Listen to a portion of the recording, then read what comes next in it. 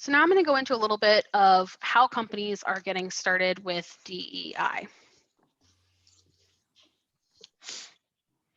So when companies are looking to develop a DEI strategy, it is helpful to use this approach in planning that we have on the slide.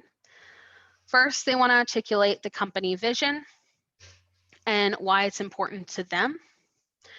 Then measure and evaluate the company's current state to know and understand where the gaps are.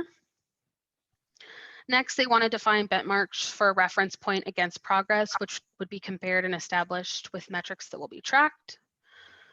And then also identify and determine the components or impact areas the companies want to influence. And we'll give some examples in the next slide. And then develop goals and activities around these. And then create a phased timeline and identify milestones.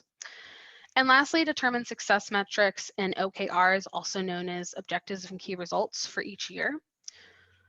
And so with this, it's really just making sure that a company is encompassing everything with it, especially with define a vision. They really want to bring it back to what companies are looking to do in the next year or two to grow and bring those DEI strategies in with the company's current strategies to make sure that they can have a successful DEI program.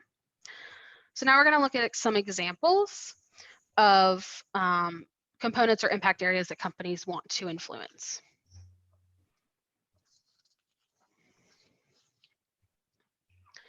So when a company is looking to form their DEI strategy, they look at a couple key items while trying to formulate a vision and articulate why the company wants to commit to DEI.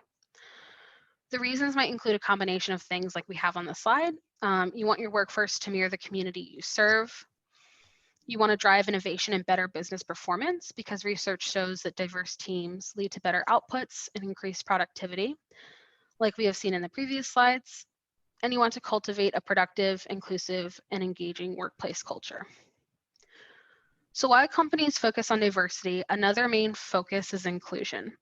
Inclusion goes beyond the identification of differences by encouraging a work environment that allows people to be who they are and to feel safe and respected.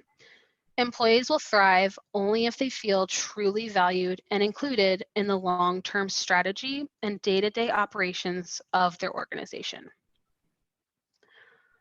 Diversity and inclusion are essential to the health of any company because they lead to greater engagement, teamwork, performance, and innovation by workers.